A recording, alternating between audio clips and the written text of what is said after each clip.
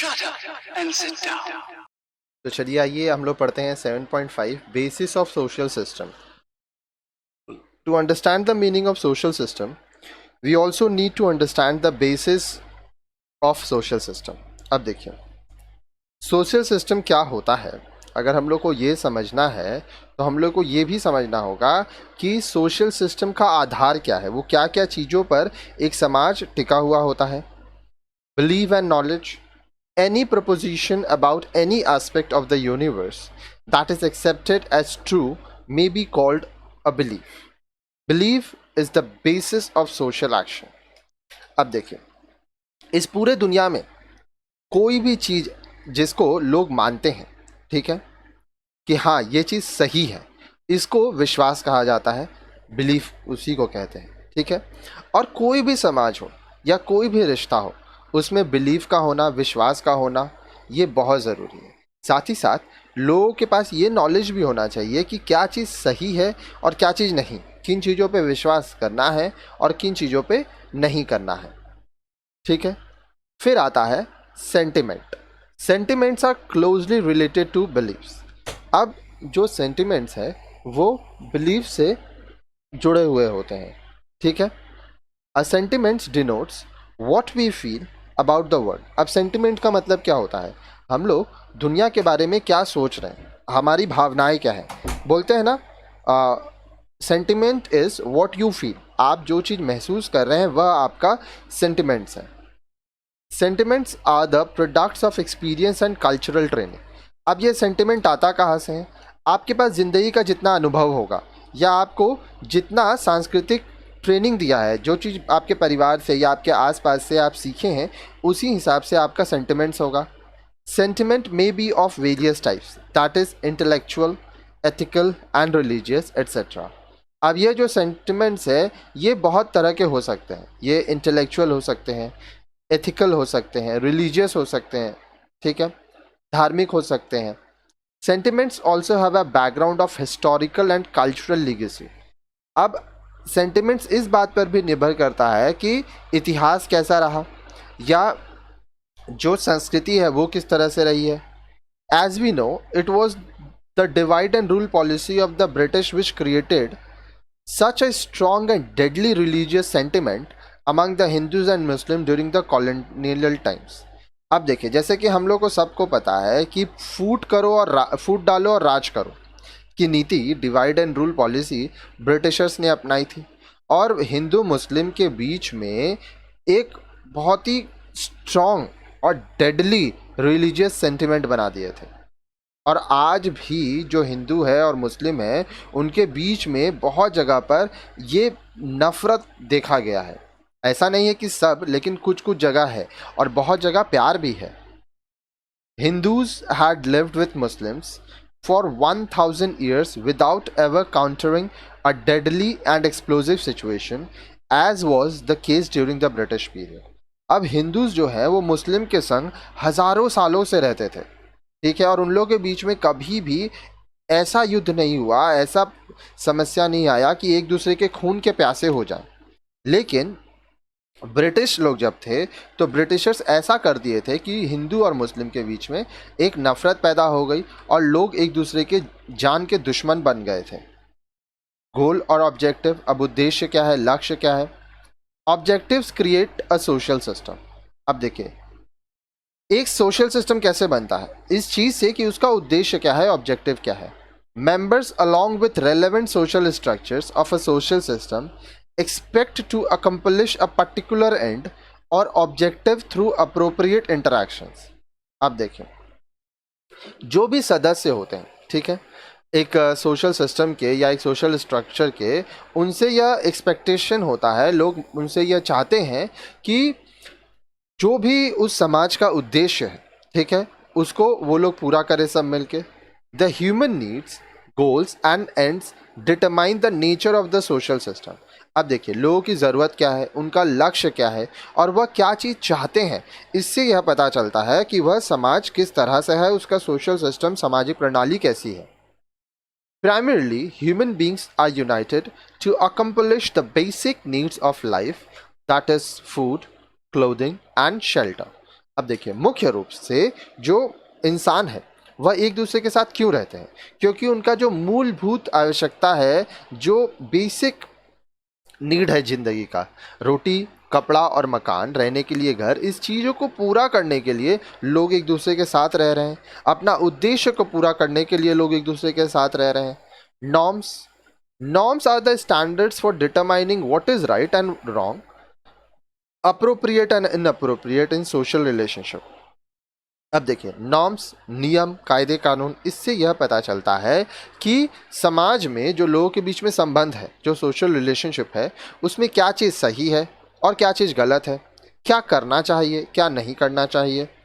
Every social system possesses norms which the individuals are obliged to observe। अब हर एक जो social system होता है, जो सामाजिक प्रणाली होती है, उसके अपने नियम कानून होते हैं, ठीक है, जो कि व्यक्ति उसको ऑब्जर्व करता है, मानता है। अब ये सब जो नियम कानून है, ये आप अपने परिवार से सीखते हैं, आप अपने स्कूल में सीखते हैं, कॉलेज में सीखते हैं, जिन लोगों के बीच आप रहते हैं उनसे सीखते हैं। Status and role in a social system, each individual has a status.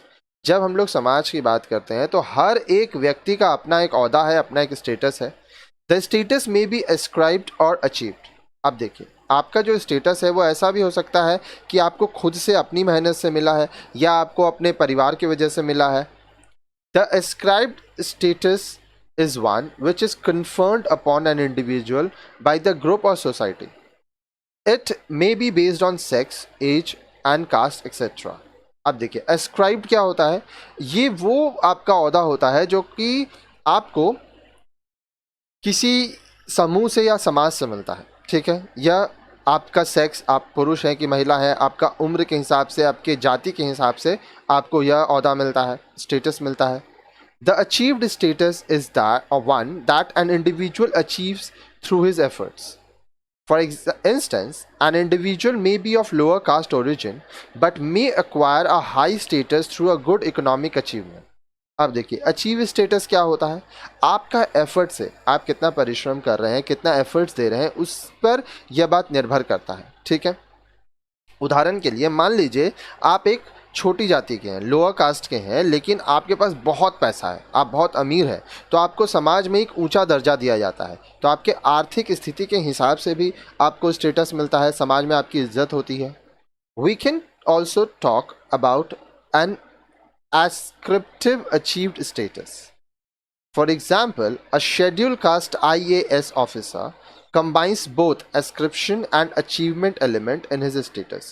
अब देखिए, एक होता है ascriptive achieved status। उदाहरण के लिए मान लीजिए एक लोअर कास्ट का, शेड्यूल कास्ट, जो कि माइनॉरिटी ग्रुप होते हैं, उसका कोई IAS है, ठीक है, IAS ऑफिसर है, तो इसको अपना एक स्टेटस है कि ये शेड्यूल कास्ट का है, जो कि एस्क्रिप्शन है, और दूसरा है IAS ऑफिसर बना अपने एफर्ट से, तो इसकी अचीवमेंट है, ठीक है। तो आप अपनी ज़िंदगी में अपने एफर्ट से अपना स्टेटस पा सकते हैं। In a social system, individuals are expected to perform their roles by their status. अब देखिए, जब हम लोग समाज की बात कर रहे हैं, जो सोशल सिस्टम है, उसमें हर एक व्यक्ति से यह एक्सपेक्टेड किया जाता है या आशा किया जाता है कि वह अपने स्टेटस के हिसाब से अपना काम करेगा। अब कोई IAS ऑफिसर है तो अपना उसका जो स्टेटस है, तो उसके लिए काम समाज में है, उसको क्या करना है। एक डॉक्टर है तो उसका जो रोल्स है उसको पता है। तो ये माना जाता है कि लोग अपने स्टेटस के हिसाब से जो उनको रोल्स दिया गया है वो काम करेंगे। The individuals may change but the statuses and roles remain unchanged. अब देखिए, लोग बदल सकते हैं, लेकिन जो ओहदा है, जो लोगों का काम है, वो नहीं बदलता है। आज मान लीजिए आप अगर डॉक्टर हैं, कल आप नहीं होंगे, कोई और होगा, तो आप बदल रहे हैं, लेकिन डॉक्टर का पेशा जो है, स्टेटस जो रूल है, वो नहीं बदल रहा है। फिर आता है ranks here is equivalent to standing.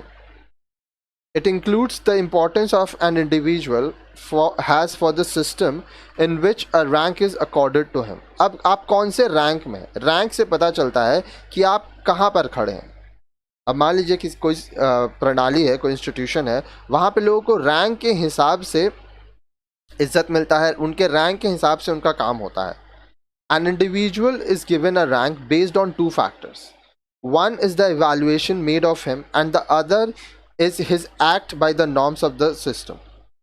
For instance, a business corporate executive enjoys a higher rank than a teacher in modern society, whereas in ancient times the teacher often enjoyed higher rank than even a king.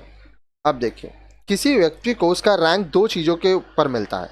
एक होता है कि वो किस तरह से उसका evaluation हुआ है, ठीक है, साथ ही साथ वो समाज का जो नियम कानून है वो क्या काम कर रहा है। अब उदाहरण के लिए मान लीजिए कोई बिजनेस कॉर्पोरेट है, कोई बहुत ही अमीर बिजनेसमैन है, ठीक है, उसको एक टीचर्स के मुकाबले ज़्यादा हायर रैंक दिया गया है मॉडर्न सोसाइटी में।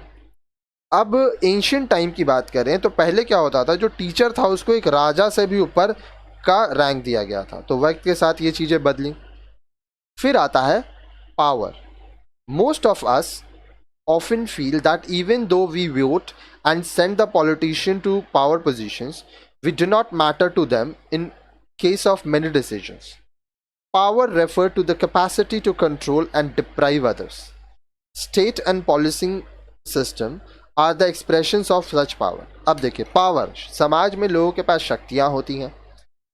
हम लोग में से बहुत लोगों को ऐसा लगता होगा कि हम लोग वोट देते हैं और ये चुनते हैं कि कौन हमारा नेता बनेगा, कौन सा राजनीतिक दल शासन में आएगा। लेकिन हम लोग ये भी देखते हैं कि जब हमारे लिए कुछ काम करना होता है तो वो लोग नहीं आते हैं, ठीक है। उन लोग के लिए मायने नहीं रखता है कि हम कौन है, सिर्फ वोट के समय वो हम लोग के पास आते हैं। तो पावर क्या होता है? पावर में जब आपको ताकत मिलता है तो आप लोगों को कंट्रोल कर सकते हैं, डिप्राइव कर सकते हैं, नियंत्रण करेंगे, लोगों का हक छीनेंगे। तो स्टेट एंड पॉलिसिंग सिस्टम जो है, जो नियम बनाया जाता है, वो एक तरह का पावर है जो राज्य चलाया जाता है। तो अलग अलग इसमें लोग होते हैं। फिर आता है sanction. It refers to the rewards and penalties given out by the members of the social system as a device for inducing conformity to its norms and ends. अब देखिए सैंक्शन में क्या हो रहा है, रिवॉर्ड मिलता है लोगों को, पेनल्टी भी दिया जाता है, ठीक है। तो जो समाज के नियम कानून को मानेगा, अच्छे से रहेगा, उसको रिवॉर्ड मिलेगा, और जो समाज के नियम कानून को नहीं मानेगा, कुछ गलत करेगा, अपराध करेगा, उसको पनिशमेंट दिया जाएगा।